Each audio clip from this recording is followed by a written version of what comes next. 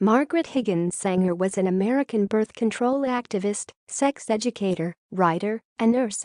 Sanger popularized the term birth control, opened the first birth control clinic in the United States, and established organizations that evolved into the Planned Parenthood Federation of America. Sanger used her writings and speeches primarily to promote her way of thinking. Prosecuted for her book Family Limitation under the Comstock Act in 1914.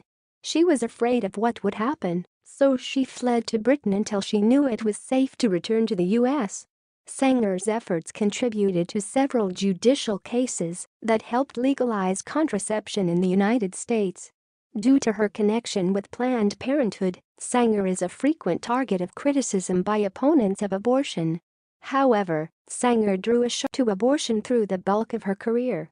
Sanger remains an admired figure in the American reproductive rights movement. She has been criticized for supporting negative eugenics. In 1916, Sanger opened the first birth control clinic in the United States, which led to her arrest for distributing information on contraception after an undercover policewoman bought a copy of her pamphlet on family planning. Her subsequent trial and appeal generated controversy. Saying to have a more equal footing in society and to lead healthier lives, they needed to be able to determine when to bear children. She also wanted to prevent so-called back alley abortions, which were common at the time because abortions were illegal in the United States.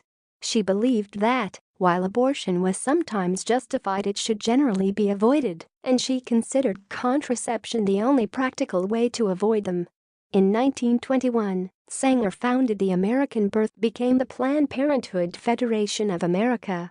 In New York City, she organized the first birth control clinic staffed by all-female doctors, as well as a clinic in Harlem with an all-African American advisory council, where African American staff were later added. In 1929, she formed the National Committee on Federal Legislation for Birth Control, which served as the focal point of her lobbying efforts to legalize contraception in the United States. From 1952 to 1950, president of the International Planned Parenthood Federation.